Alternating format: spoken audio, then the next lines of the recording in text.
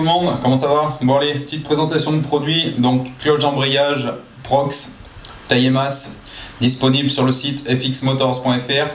Voilà François, petit coucou à toi. Donc François il propose pas que du Prox, hein. Vous avez énormément de choix hein, pour par exemple la sheet pour les cloches d'embrayage. Vous avez du Talon, du Wiseco, du Bud, bon, du Prox, et vous avez aussi le top, hein, je pense que ceux qui font de la motocross ils seront d'accord avec moi, la référence c'est du Hinson, tant que ce soit plateau presseur, noix ou cloche, voilà. Bon, voilà, Hinson c'est vraiment le top, mais bon, le problème d'Hinson c'est de la super qualité, mais faut avoir la caillasse derrière quoi, et on l'a pas tous, donc voilà. Donc allez, donc moi je vais vous présenter cette cloche d'embrayage Hinson, voilà, parce qu'on va pas faire que la présenter, hein, on va la monter aussi, parce que j'en ai besoin pour mon moto. Donc relativement légère je dirais, après je sais pas exactement le poids, on comparera avec l'origine tout à l'heure le poids. Là on va regarder combien qu'elle fait. Hop. Bon, je vous rassure, hein, je vends pas de sheet, je vends pas de coque, hein. Je fais ça en général, j'ai cette petite balance, ça c'est pour les galets de booster, machin et compagnie, pas de scout. Alors, elle fait, je vais essayer de faire le requin un peu, voir si, hein. Voilà, 315 grammes, donc voilà, 400 grammes. 400 grammes pour la cloche, je lâche là. Donc voilà, avec la cloche, ce qu'il vous faudra, parce que vous ne l'avez pas quand vous l'achetez, donc là, le carton, hein. Donc il vous faudra sûrement des anticouples. Les anticouples, c'est les petits caoutchoucs que vous mettrez là, ici, là, tac, partout tout autour, derrière votre couronne dentée. En fait ils servent à amortir un petit peu, parce que bon, quand on lâche l'embrayage, etc., donc ça prend des bonnes craquées, hein, les départs, voilà, les relances et tout, donc ça permet un petit peu d'amortir l'ensemble, donc ils font effet d'amortisseur. Donc ça s'achète en plus, hein, voilà, vous avez le sac avec les vis prévues, la petite clé, enfin, c'est tout prêt, hein, il n'y a plus qu'à, il y a vraiment tout, je vous fais voir vite fait. Voilà, vous comprenez, une petite clé à laine, une petite vis, on mettra un peu de frein filet. Donc voilà, donc disponible, hein, là par exemple, ce modèle là, donc pour les Denis YZ c'est bien, parce que bon, il y a beaucoup de pièces qui font énormément d'années. Donc valeur sûre 2005 jusqu'à 2016, parce que au moment où je fais cette vidéo on est en 2016. Et après il y a peut-être même des concordances à partir de 93 à confirmer, mais il me semble bien que ouais, même avant on peut les monter. Donc voilà, donc on va monter ça sur mon 2,5, on va descendre à l'atelier pour monter ça. Et puis je ferai aussi une petite révision un peu générale, quoi, parce que pour ceux qui suivent un peu ma chaîne, voilà, vu que je me suis blessé, j'ai encore 2 semaines à attendre pour pouvoir rouler. Bon, ça me travaille vraiment quand je vois ce temps et quand je pense à ceux qui en font, voilà. Petite bise à Théo et compagnie, là il doit bien se faire plaisir. Donc aussi ce qu'on montera, on va monter un câble de gaz là, de chez Yam.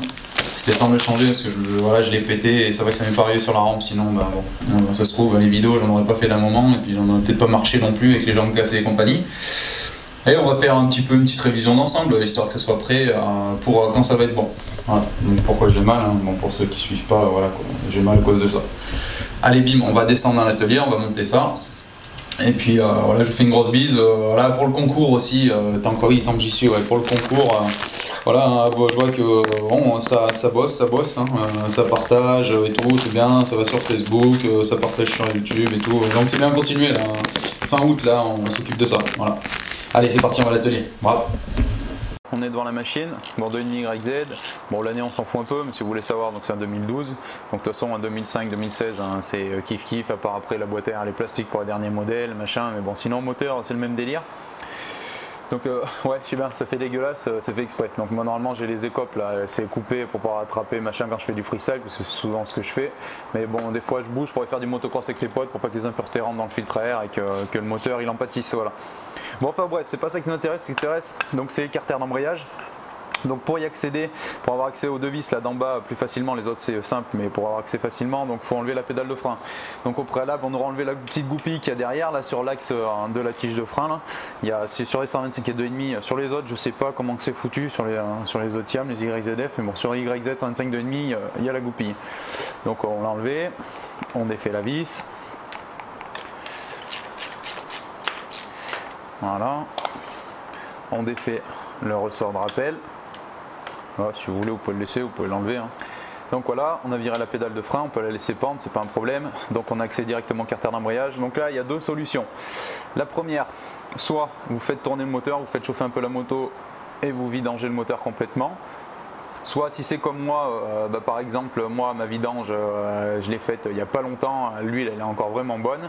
Donc ce qu'il va falloir faire, ça va être de coucher la moto donc, sur un côté, donc là en partie sur le côté gauche pour ce qui nous concerne nous, afin de laisser l'huile dans le fond et qu'on puisse intervenir donc, sur l'embrayage sans avoir de souci de fuite d'huile. Parce que si on faisait comme ça là, sans faire de vidange et qu'on la laissait droite, donc dès qu'on va défaire en bas, donc l'huile elle est à peu près à ce niveau là, donc ça va tout pisser. Voilà, allez c'est parti, on couche la moto. Voilà, bon on a mis la moto en whip, hein, en bon gros whip de porc.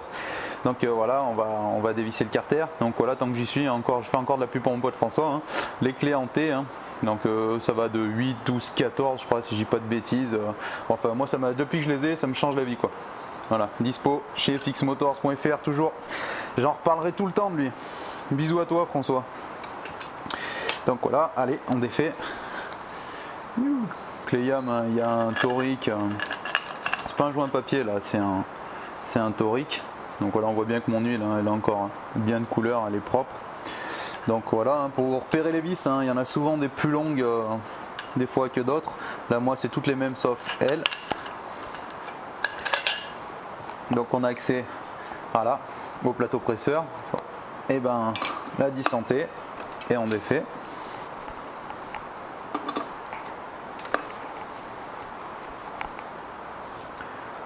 On défait. Pas d'ordre, on s'en fout, vous pouvez les mettre dans n'importe quel sens, hein, les ressorts c'est les ressorts. On enlève le plateau presseur. Voilà, là, ça bouge pas, il n'y a rien il y aura que la tige centrale là, mais elle va pas gêner. Voilà, on contrôle, on regarde l'état là du plateau presseur ici là, si c'est pas creusé là.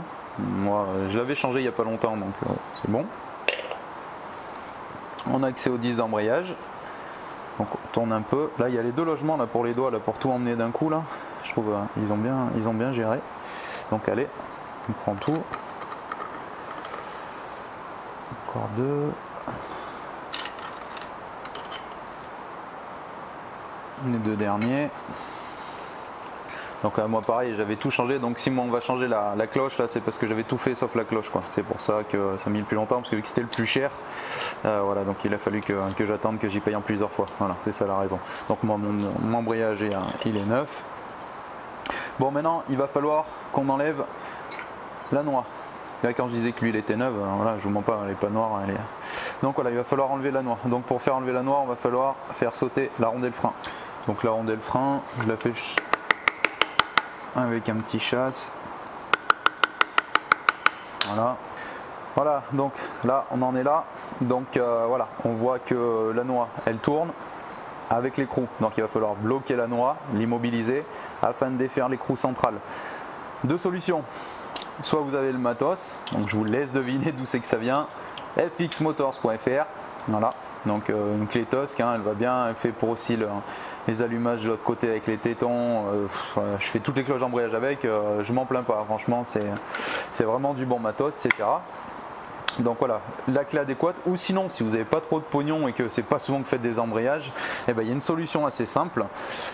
Donc vous prenez un vieux disque lisse, donc bien sûr en adéquation avec la taille de votre noix, hein, bien sûr. Donc vous la mettrez comme si vous la mettez normalement quoi, sur la noix, et vous allez souder une tige ici là afin que ça fasse levier et vous puissiez donc la tenir pour dévisser. Ça coûte pas cher, c'est relativement simple à faire si vous avez un poste à souder ou quelqu'un qui soude, et voilà ça vous coûtera pas, voilà c'est pas onéreux, et je trouve que c'est une astuce qui est bien quand on veut pas mettre énormément d'argent là dedans quoi. Voilà, donc après eh ben, on va défaire tout ça.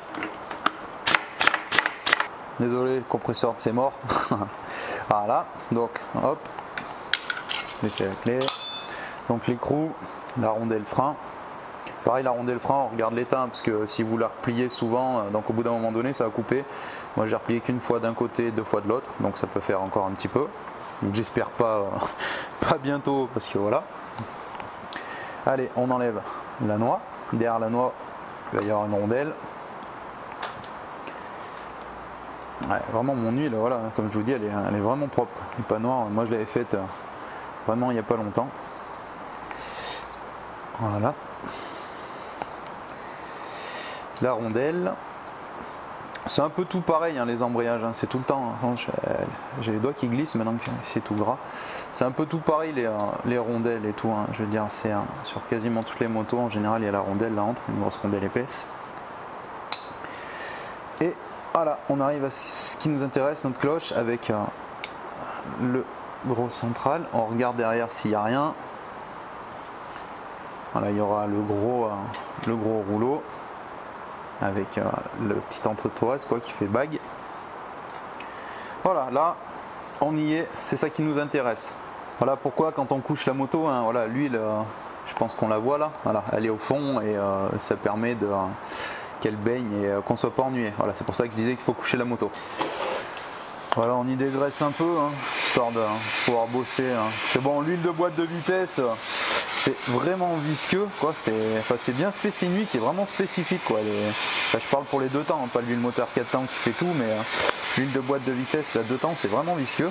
Enfin, moi je trouve, hein, c'est l'impression de plotter un poisson mort là. Donc voilà, on dégraisse. Donc voilà, donc j'explique en fait si donc je change ma cloche, c'est parce que mon embrayage donc il broutait, ça accrochait un peu donc au moment où il fallait débrayer et compagnie, donc c'était pas top. Et donc c'est à cause de quoi? J'espère qu'on voit bien. Donc ici, donc les disques garnis ont fait des empreintes donc sur tout le tour de la cloche. J'espère qu'on les voit bien.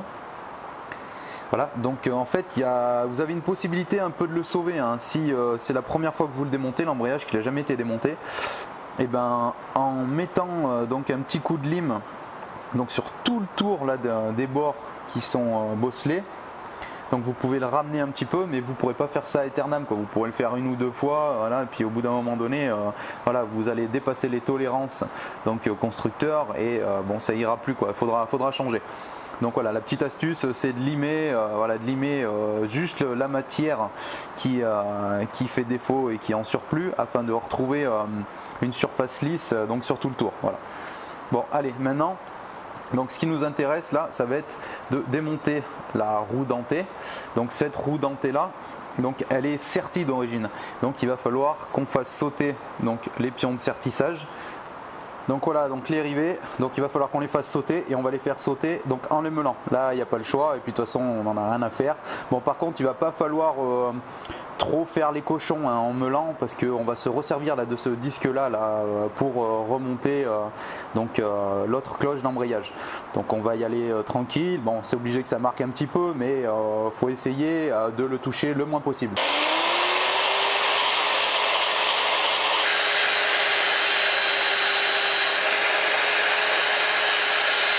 Donc une fois que vous avez bien meulé la fleur, bah, vous faites lever avec un petit tournevis et ça va venir, normalement ça va venir, moi je sais que j'en avais fait une et ça venait, normalement ça devrait venir, voilà elle vient. Donc là elle a sauté.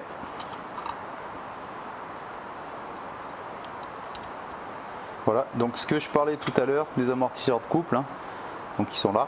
Voilà, donc allez, on a fait sauter donc l'étoile. Voilà, de maintien.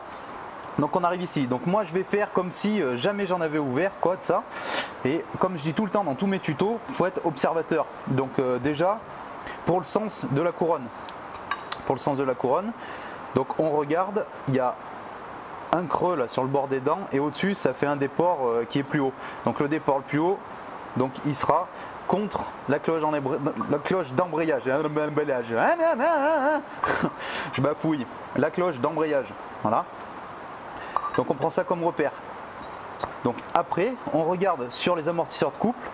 Il y en a un plus large ici et un plus court. Un plus large, un plus court. Donc ce qu'on va faire, c'est sur les plus larges, on va mettre un petit point. Voilà, pour dire de ce côté, il faudra mettre le plus large. Voilà. Bon, maintenant qu'on a fait ça, on enlève la cloche. On saura que, en plus, si vous voulez le coup de crayon, c'est sur l'extérieur. Et on enlève les anticouples.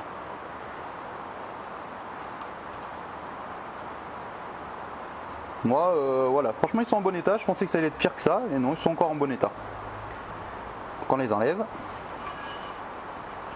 Voilà, et on a accès à ça. Donc voilà aussi ce qu'on va faire, il va falloir récupérer le pignon central là. Bon, ce qu'il y a, c'est que là il est emmanché en force, donc il va falloir que je pète la cloche hein, pour le sortir, parce que bon, sur Honda c'est assez facile, avec la presse et tout ça vient, mais là je vais galérer, donc je m'en fous, la cloche de toute façon elle est morte, donc je vais la péter, la meuler et sortir le pignon. Voilà, on a récupéré le pignon central, donc il est bien emmanché en force hein. Franchement j'aurais galéré si j'avais pas pété ma cloche hein, j'aurais galéré, donc voilà, donc nickel. Alors, je vais pouvoir le mettre sur la Prox. Donc ce qu'on va faire, c'est que lui on va le mettre au froid hein, pendant un petit moment au congèle, et la cloche je la chaufferai à la lampe à souder, voilà, comme ça va rentrer plus facilement, parce que là comment que c'est emmanché, voilà, on va pas péter la Prox neuve. Donc voilà, on va la chauffer pendant un petit moment, que ça dilate bien.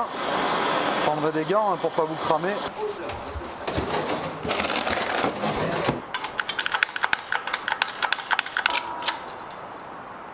Voilà, ça rentre. Allez, tout le monde se foutait de ma gueule avec ma presse de Chine. Bon d'accord, c'est de la Chine de merde, mais elle fait bien son taf pour plein de trucs hein. Voilà, bon, on a monté notre pignon central, on le met bien à fleur qui dépasse juste un tout petit peu parce qu'il est bombé, mais vraiment un tout petit peu hein. C'est vraiment histoire de dire, comme avec l'origine. Donc aussi pour info, l'autre cloche d'origine faisait le même poids, hein, 395 grammes, elle était à 394,9, donc voilà. Bon allez, c'est parti, on continue. Maintenant il faut qu'on mette les anticouples. Donc on se souvient quand la couronne était comme ça là, les points qu'on avait fait voulaient dire que le gros bombage qu'il y avait sur les anticouples donc était de ce côté. Bon bah du coup maintenant on sait dans quel sens faut les mettre. Donc on les présente. C'est mis, on présente la couronne, on se rappelle bien hein, le creux vers nous. Donc on enchaîne, on manche. Ça va être un peu dur à mettre étant donné que c'est tout neuf. On appuie. Voilà. Notre plaque, bon vu que c'est meulé, on sait que c'est sur l'extérieur, mais si des fois, par exemple c'était neuf et tout compagnie, donc c'est marqué outside. Hein. Donc si c'est marqué outside, out, dehors, donc voilà. On la présente. Maintenant il ne reste plus qu'à mettre les vis. Donc les vis qu'on va faire, je vais pas prendre cette clé, je vais prendre mon petit cliquet qui va bien. Donc les vis qu'on va faire, on va mettre du frein filet donc sur toutes les vis. Ça pour être bien tranquille. Voilà, toutes les vis sont montées, serré la loctite. Allez, on passe au remontage. Allez, bim, c'est parti. Donc la bague, le roulement, on rentre par derrière parce que par devant, ça se monte pas. On enquille tout ça. Comme ça, la grosse rondelle. Elle est bien cannelée précise, alors voilà. La noix. La rondelle frein, elle a deux logements pour se mettre, l'écrou, la petite clé,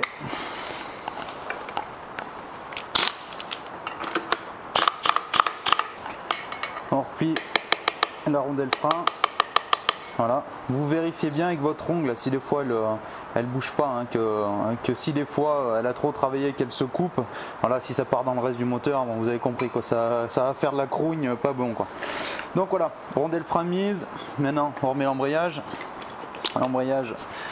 Donc on commence par un garni, pas de sens, hein, vous en foutez, là ça peut y aller. Garni, l'hélice, bon comme dans tous mes tutos j'explique, hein, là où ça accroche, faut le mettre en bas. Le plateau presseur, ça n'a pas d'importance, il n'a pas de repère spécifique, hein. Voilà, vous voyez bien qu'il porte et compagnie.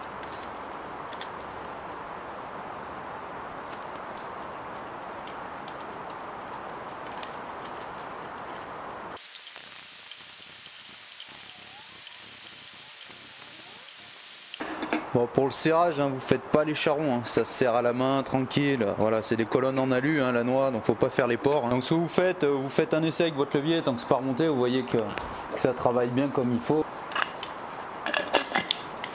Puis c'est pas bien dur, hein. Moi je fais juste ça pour le délire, hein. Je suis pas mécano pro, voilà, donc voilà.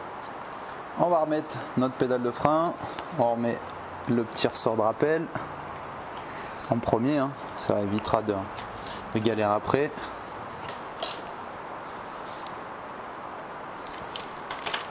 Voilà, il y aura la petite goupille derrière et on est bon. Donc voilà, hein. Bon, on va faire un petit essai, voir si on a fait ça bien. On va passer une vitesse et puis on va faire accrocher l'embrayage, hein. Hop. Et voilà, bon, mais ça va, nickel, hein. La moto en première, bon, elle est froide, c'est pour ça que le ralenti il est haut. La moto, voilà, hein.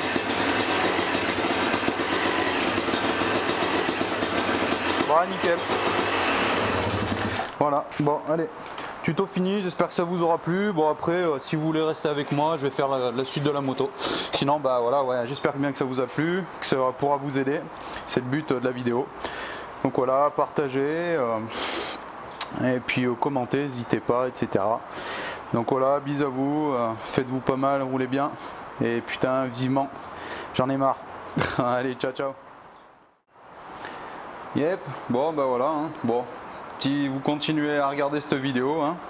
Bon bah on continue, donc je vais, comme je disais tout au début, donc on va remplacer le câble de gaz, puis après on fera un petit peu le tour de la moto, un peu de graissage, le filtre à air, et 2-3 babioles quoi, contrôle, etc. Allez bam, c'est parti pour le câble de gaz. Donc pour le câble de gaz, donc le mieux c'est d'enlever le réservoir, hein, parce qu'il passe le long du cadre, donc c'est le mieux, et puis de toute façon il n'y a pas le choix, il faut faire ça.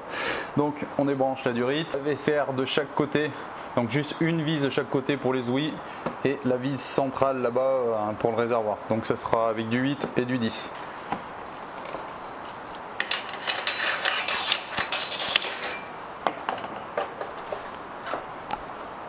On va déposer le réservoir.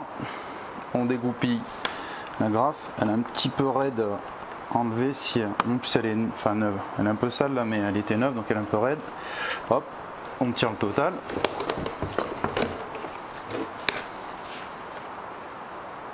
Je vais décaler un peu le carburateur pour pouvoir avoir accès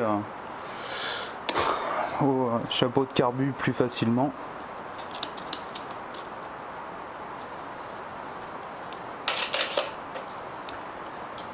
On a accès au boisseau. Le boisseau, la guillotine.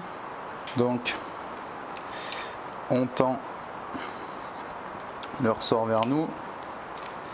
Faire sauter le câble, on pousse et on décale. Protection de caoutchouc, c'est du 8 en général, hein. Dessert. Donc le temps de bricoler, on met un petit chiffon histoire qu'il n'y ait pas d'impureté qui rentre dedans. Voilà, normalement on ne devrait pas se louper, mais on n'est jamais trop prudent comme qui dirait l'autre. Hop, on défait là, on défait ici, à fond.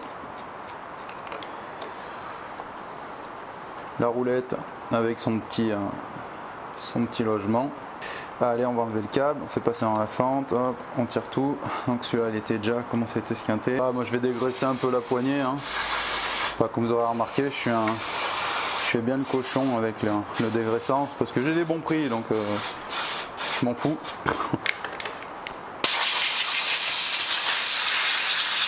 Faites un petit contrôle, hein, vous regardez s'il n'y a rien qui pourrait être cisaillant pour esquinter le câble neuf.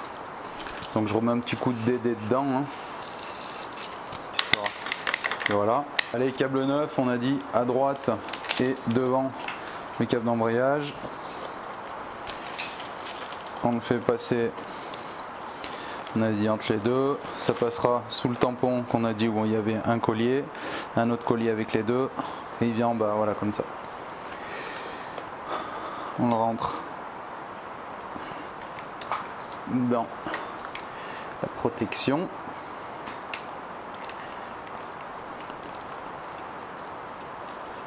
Je vais appeler ça une capote de poignet.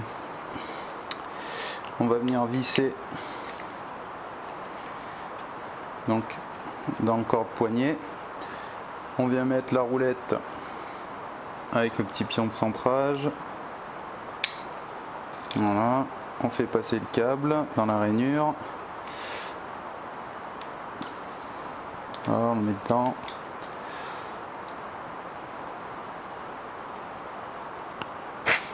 met le cache.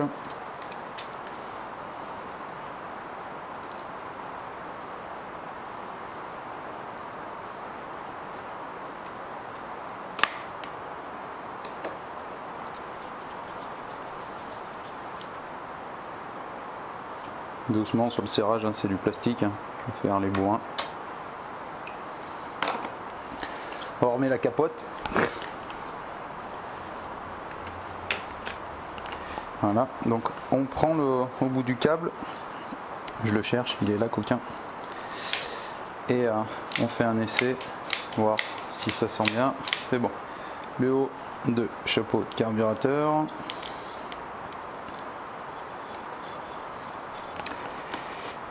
Donc merci, hein, franchement je ne sais pas s'il y en a qui suivent encore ma vidéo tout de suite, mais sérieux, merci dessus, merci de commenter, voilà, franchement c'est vraiment sympa. Et bon, si vraiment la chaîne elle monte un peu plus, là je fais des petits cadeaux parce que j'ai pas bien le choix de faire autrement, mais on fera mieux avec le temps. Bon là pour centrer le carbu, on regarde bien, il y a sur la pipe il y a deux petits tétons pour loger un téton du carburateur. On regarde s'il est dedans, là il est dedans. On peut resserrer. N'oublie pas de resserrer, hein. Ça serait bête de partir rouler. Ou quand vous faites de la mécanique, il y a quelqu'un qui arrive en plein milieu, ça moi j'aime pas ça parce que c'est des quoi faire des bêtises, en oublier la moitié. C'est bien de bricoler au calme.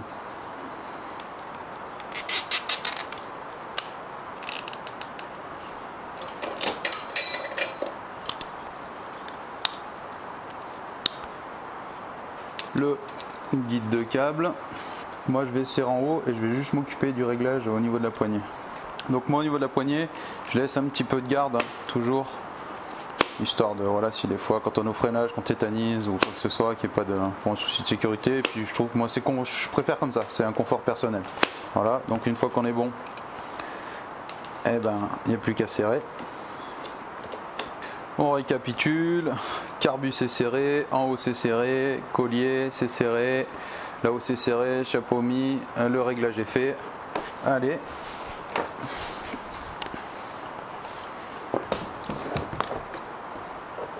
Donc on commence par poser les vis centrales de réservoir.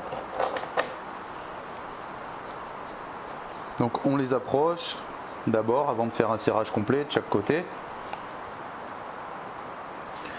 On remet la durée de décence et il ne reste plus qu'à mettre la bride.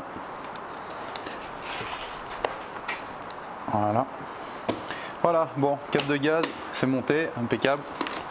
Allez, bon, bah, on va faire filtre à air. Donc le filtre à air, hein, voilà, il n'y a pas à pinailler. Le filtre à air, c'est toutes les sorties. C'est le poumon de votre moteur.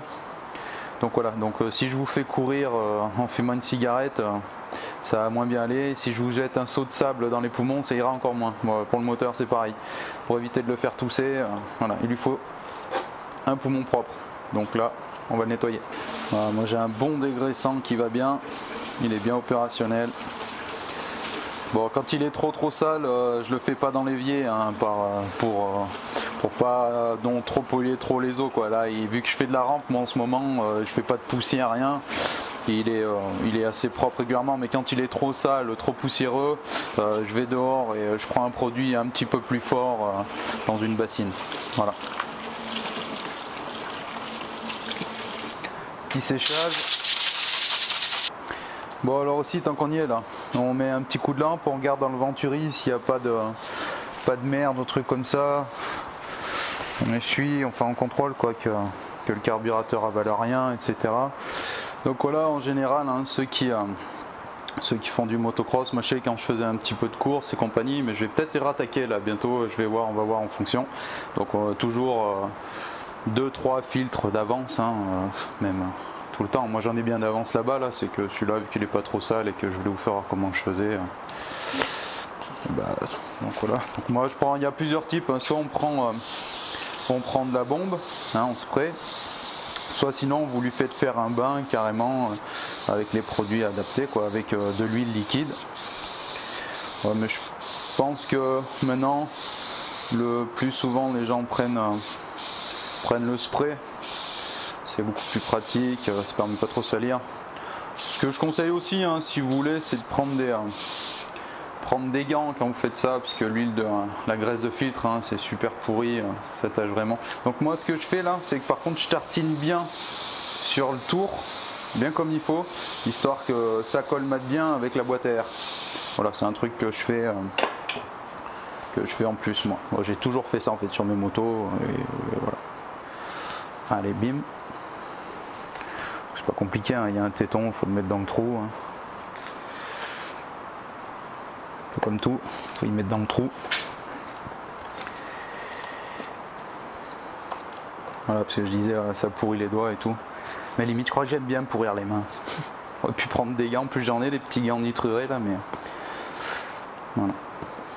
Bon, serre bien la vis comme il faut. On s'assure qu'il plaque bien. Voilà, allez, la suite. Donc voilà, pour ce qui est de la chaîne, donc on contrôle, on regarde les maillons, ça bouge pas trop. On regarde l'état des dents, pignon de sortie de boîte et couronne. Moi, il faudra bientôt que je change, hein. Mine de rien, c'est pas encore faire un petit peu, mais bientôt. Donc là, attention, on regarde, hein. Là j'ai 3 doigts, il faut 2,5 3 doigts à peu près. Là, ça mériterait une toute petite tension, mais bon, ça va, c'est pas exagéré non plus, elle est un peu libre. Donc vous faites les essais, vous regardez si elle n'a pas de points durs, hein. Il y a des endroits, c'est possible qu'il y ait des points durs. Donc s'il y a des points durs, il faut commencer à vous inquiéter par contre. Et quand vous faites l'attention, faites pas les ports et tout, parce que quand vous allez descendre la moto, voilà, il va y avoir du poids. Quand vous allez charger, il va y avoir du poids et ça va jouer sur la tension. Donc voilà, on dit 2 doigts et demi, 3 doigts. Donc on va la nettoyer.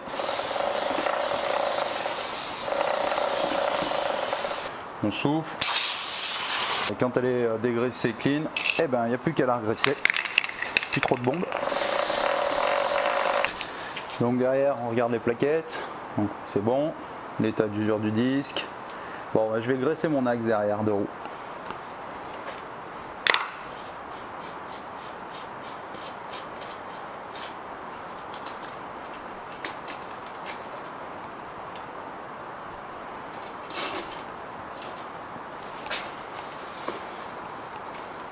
Donc bah moi de toute façon, vu que j'y les monte régulièrement mes motos, hein. Voilà, il y a encore de la graisse propre, hein, compagnie. Mais je vais en remettre.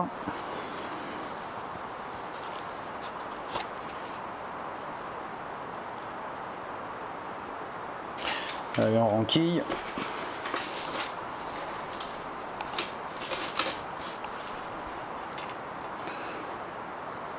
Donc on regarde les repères, comment.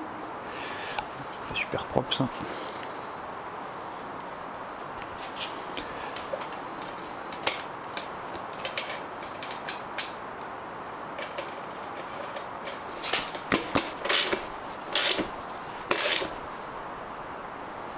Voilà, on contrôle vite fait s'il n'y a pas de jeu dans les roulements de roue.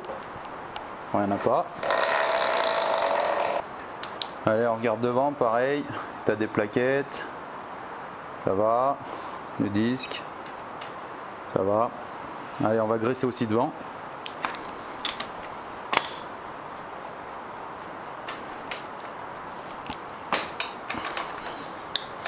Voilà.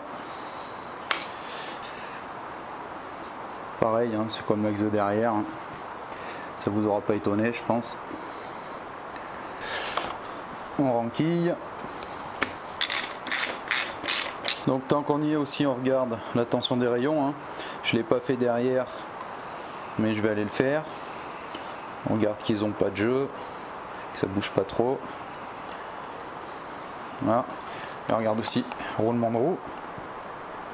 Nickel. Contrôle le sélecteur, si ça se défait pas, moi c'est souvent qu'il se desserre là, parce que bon, c'est sélecteur en alu, voilà, faudrait que je le change, ça serait bien. Donc on contrôle ici. Contrôlez vos biellettes de suspension aussi, on prend et on regarde si vous avez beaucoup de jeux. Bon, moi j'en ai pas beaucoup, je les ai changés il n'y a pas longtemps. Là, si vous en avez beaucoup, voilà, il faut changer parce que c'est pas bon au niveau quoi, des axes et tout, et puis pour les démonter après ce sera le bordel si vous y sousez dedans. Il faut faire très attention aux biellettes là. Moi je les ai graissées il n'y a pas longtemps, il faut faire attention, il faut y regarder régulièrement. Roulement de bras aussi, il faut regarder régulièrement. Donc voilà, hein, moi j'ai 2 selles, donc une selle pour le motocross et une selle pour faire du freestyle. Donc la selle pour faire du freestyle, hein, elle est beaucoup plus fine que l'autre, hein. Donc c'est plus fin pour faire les grappes, quoi, pour attraper et tout, voilà, pour les écopes. Donc elle est bien, mais je vais pas m'en servir tout de suite parce que vu que je vais reprendre, je vais rattaquer par le motocross. Donc on va mettre la selle prévue à cet effet. Voilà. Donc d'ailleurs, grosse bise à s'il y en a qui sont à l'hôpital ou etc. Bah, je vous fais un gros bisou. J'espère que vous en aurez pour pas trop longtemps, que vous allez bientôt sortir. Voilà, parce que enfin, comme tous ceux qui pratiquent un minimum, voilà, on sait tout ce que c'est que de regarder le plafond blanc, c'est pas toujours agréable, surtout si vous n'avez pas trop de visites ou etc. Donc voilà. Donc une bise, une bien grosse pensée à vous. Je pense bien à vous. Yep, bon ben voilà, ça y est, on est tout bon. Embrayage, cap de gaz, tout machin, là là là, elle est prête. Elle est prête, la titine, elle est prête à faire feu. Ça manque plus que le bonhomme. Bientôt, bientôt. Encore un peu de patience et on va être bon. Bon, bah, si ça vous a plu, hein, n'hésitez pas à partager, commenter. Mais d'en faire, c'est le mieux. Donc voilà, je vous fais une grosse bise à tous. Roulez bien, soyez prudents, faites-vous pas mal. Allez, ciao, ciao.